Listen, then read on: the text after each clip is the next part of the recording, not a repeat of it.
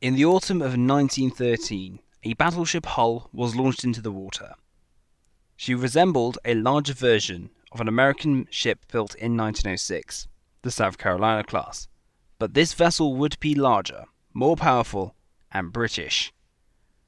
This would be the lead ship of the Queen Elizabeth class battleships. This class would revolutionize battleship designs up until the end of World War II, and most will see the end of the battleship supremacy as the mainline battle unit. These vessels were the world's first fast battleships, designed to be faster than anything that came before, more fuel efficient, more powerful, and better armoured. These were the Yamato class of the First World War, with 5 vessels actually being built. The story of the Queen Elizabeth class starts in 1911, with preliminary design work being begun on a new class of battleships scheduled for 1912 and 1913's naval program. A design was devised for a slow 15-inch gun design and was drawn as an offhand design, which hadn't had much thought from the Admiralty, but is believed to be the precursor to the Queen Elizabeth class. Sir Jackie Fisher and Winston Churchill corresponded at length during these couple of years, resulting in Fisher advocating for a fast ship armed with 8 guns and nearly as well armoured as a battleship, something that he sometimes calls a Super Lion, referring to the battlecruiser HMS Lion. Now, Friedman believes that the Director of Naval Construction, Sir Philip Watts, designated Fisher's concept as Design Q, with a slower version being the Queen Elizabeth class Design R. The destruction of papers, thus, may have concealed the reality that instead of being a spectacular advance in previous battleships, the Queen Elizabeth were a slow version of the ship which Fisher and probably Churchill badly wanted. Much of the fragmented evidence for a fast battleship is found in Fisher's letters to Churchill. The tactical mission of these ships was portrayed as being fast enough to manoeuvre to catch the head of an enemy's battle line and concentrate fire against it, but they were actually intended to prevent the German battlecruisers, which were more heavily armoured than the British equivalents, from doing the same to the British fleet.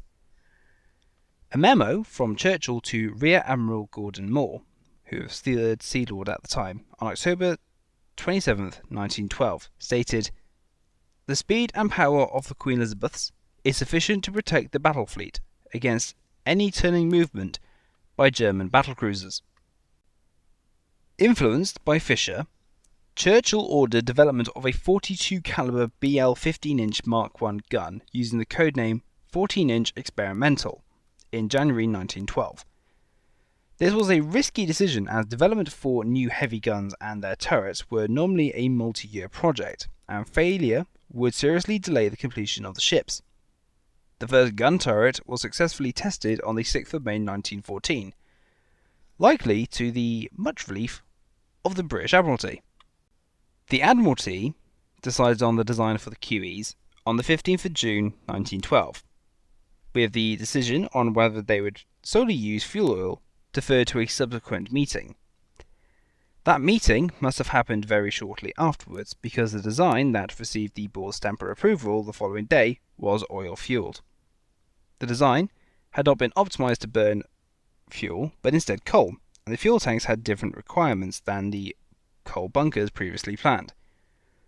The Director of Naval Construction, who followed Watts, estimated that the change so late in the design would cost 300 tons that could be put to better use.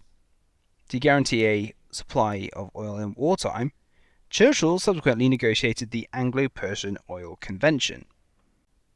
Fisher also believed that in 1912 and 1913, ships should all be battlecruisers, instead of the usual mix of 3 battleships and a battlecruiser. Churchill initially agreed with him, but was persuaded to go back on the original plan, much to Fisher's fury.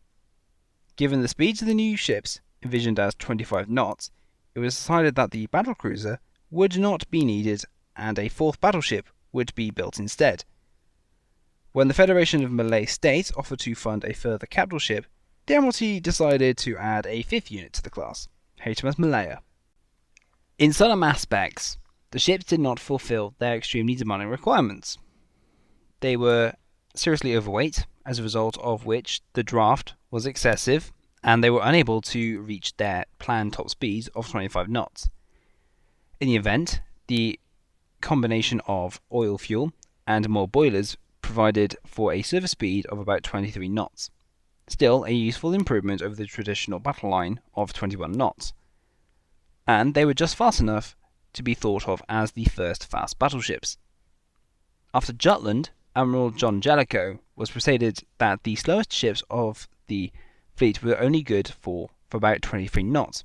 He concluded that, since this should be considered as speed for the squadron, it would not be safe to risk them in operations away from the battle fleet. The Queen Elizabeths would be 193.4 metres long along the waterline and 196.2 metres overall. With a beam of 28 metres and a draft of 10.2 metres at deep load, this made the ships the second longest battleships in the British fleet. However, they would take the cake at being the largest by displacement. They would weigh 32,590 tons as standard and 33,260 tons fully loaded. The ships would be crewed by 923 to 951 officers and ratings as completed, but this would increase by 1920 to 1,016 to 1,025. These ships would be well armed, and this would include 4 dual-barreled 15-inch 42 caliber guns in Mark I turrets, 2 forward, 2 aft in super-firing positions. A and B turret were forward of the conning tower, and X and Y turret was located aft of the main mast. These new guns were larger than preceding 13.5-inch guns on the Iron Duke class.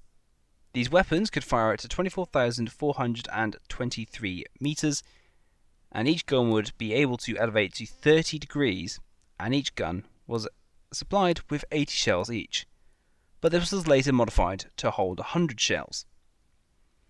12 to 14 single 6-inch 45 caliber guns were located in casemates along the hull, 8 per side, 6 facing forward and 2 facing aft. These could fire at 13,600 yards.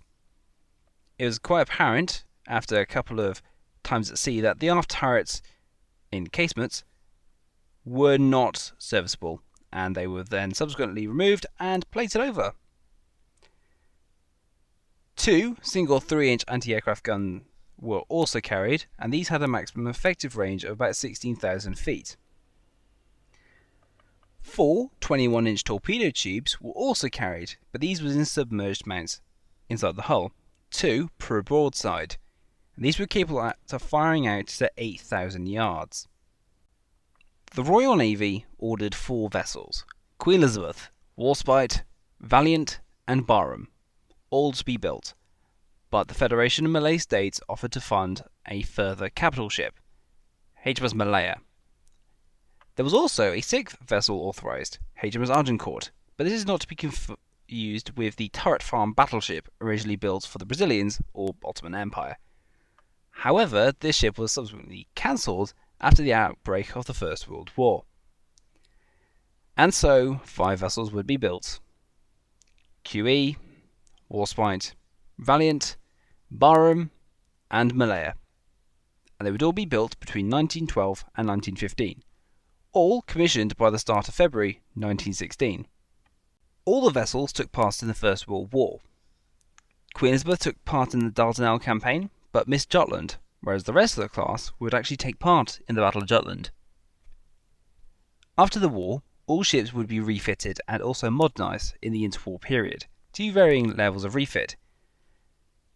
QE and Valiant were the most refitted, with new superstructure, new secondary armament of 10 dual 4.5-inch guns. Warspite followed the same refit except for not sporting the so-called frying pan turrets for open dual 4-inch high-angle guns. Barham and Malaya were less refitted, still keeping their interwar looks with the enlarged funnel and tripod masts. All these ships would take part in the Second World War. where Barham was sunk by torpedoes from a U-boat. QE was mined by frogmen and brought back into service. Warspite took on essentially the whole German and Italian navy and won. Valiant operated in the Mediterranean, taking the fight to the Italians, also being mined by the Italians with QE. She was moved to the Far East, and also Malaya operated in the Atlantic, whilst also playing the part of target ship. All ships would end up being scrapped after the end of the war. However, Warspite defied her tugs and grounded herself off Cornwall. Defiant to the end, shall we say. But maybe the ship should have been called HMS Defiant.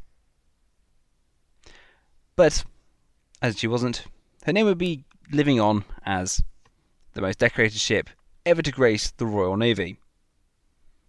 But all said and done, all ships will be having their own video in the near future. Thank you very much for watching this video, everyone. I hope you learned something new today. If you have, please remember to like, comment, subscribe, and if you'd like to see more of what I do, you can follow the Discord channel to see what's coming up next. And if you really want to, you can also support me on Patreon if you really would like to. There's a few perks with that one. But, as always, take care, have a nice day, I shall see you soon.